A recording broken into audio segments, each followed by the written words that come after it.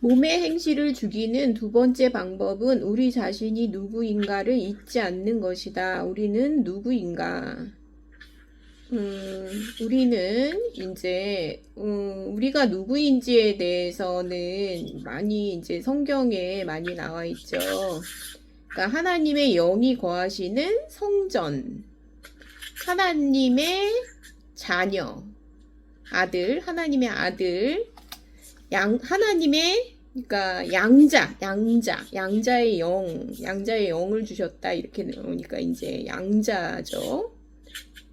그 당시에 이제 로마는요, 진짜 아들은 버릴 수가 있었는데, 양자는 버릴 수 없었다고 하더라고요. 양자한테는 그리고 상속을 해줘야 된다 하더라고요. 그러니까 우리가 그냥 지금 생각하는 양자랑 좀 다르더라고요. 그 당시에 이제 로마, 그때 양자의 개념이 우리는 왜 친자가 아니라 양자 그러면은 친자보다 못하잖아요. 근데 이제 그 당시에 양자는요 친자보다 더 대우를 받았다 하더라고요. 상속권을 꼭 줬고 상속도 꼭 해줬고 그랬다 하더라고요. 그거 배너 보면은 영화 배너 보면은 나오잖아요. 막 반지도 주고 막 그러거든요. 아버지가 막 인장 반지도 주고 그 상속도 해주고 그 당시에는 이 양자 이게 그냥 지금의 그냥 양자의 개념이 아니거든요. 양자라는 표현으로도 나와 있고 하나님의 상속자라는 표현으로도 나와 있죠. 그러니까 성령이 친히 우리의 영과 더불어 우리가 하나님의 자녀인 것을 증언하시나니. 저는 이제 이 말씀이 진짜 너무 좋아요.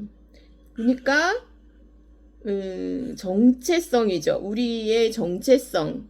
그러니까 우리가 이게 이제 믿음이 없어지면은 이게 이제 이 정체성을 잊어버리는 거예요.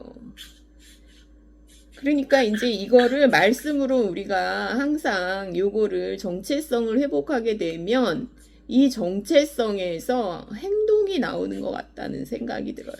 정체성에서 결국은 너희가 하나님의 자녀다. 그 정체성에서 그러니까 자녀답게 행하는 행동이 나온다고 생각을 하거든요.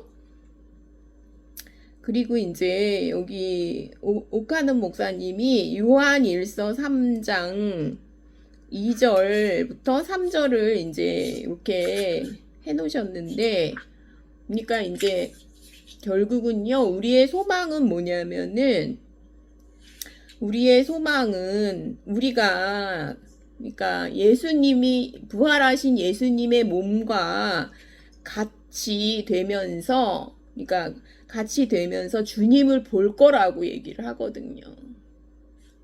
그러니까, 안 그러면 주님을 볼 수가 없는 거예요. 그러니까 그래서 주님이 부활의 첫 열매시잖아요.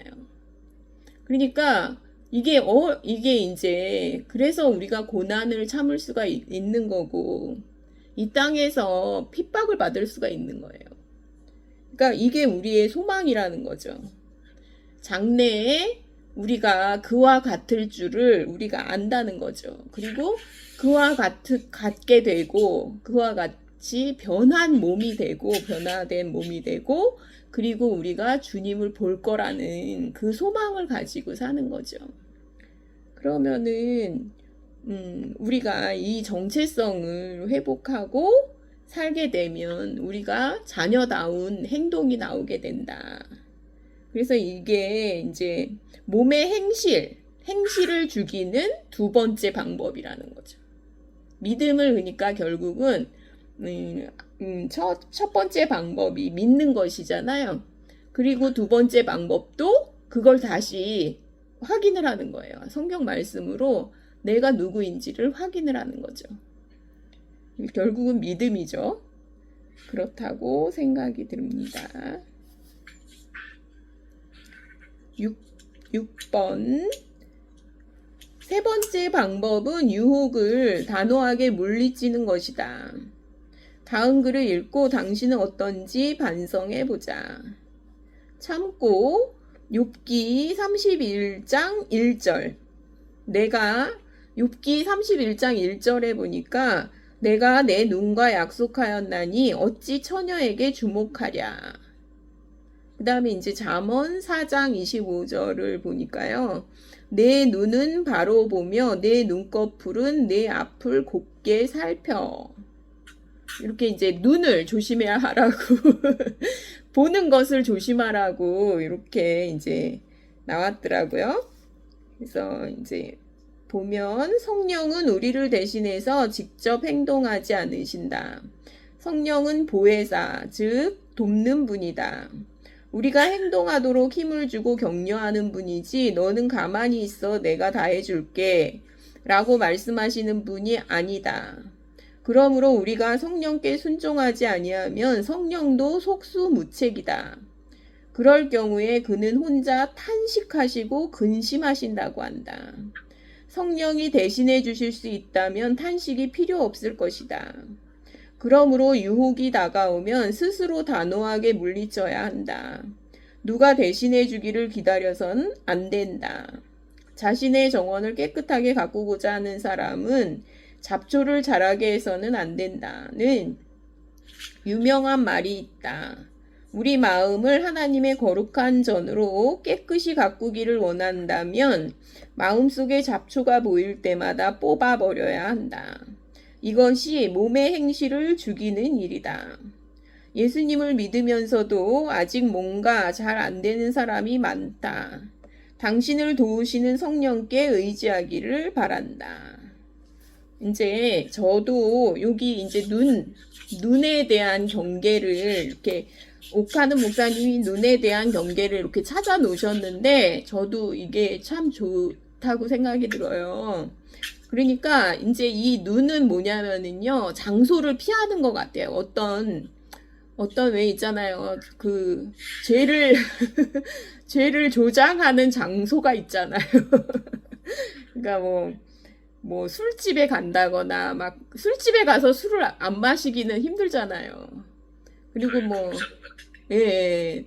그 다음에 이제 노래방에 가서 사고가 안 나기가 힘들거든요. 노래방에 간다거나 춤을 추러 간다거나 그래서 사고가 안 나기가 힘드니까 요게 이제 눈에 대한 경계인데 저는 이제 이런 죄를 짓는 장소를 피할 수 있다는 거죠.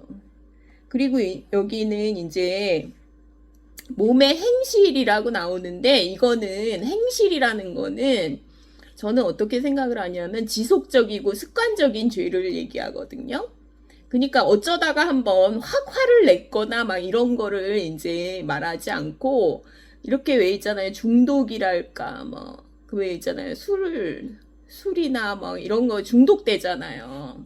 그런 거를 얼마든지 성령으로 끊을 수 있다는 그런 말씀인 것 같아요.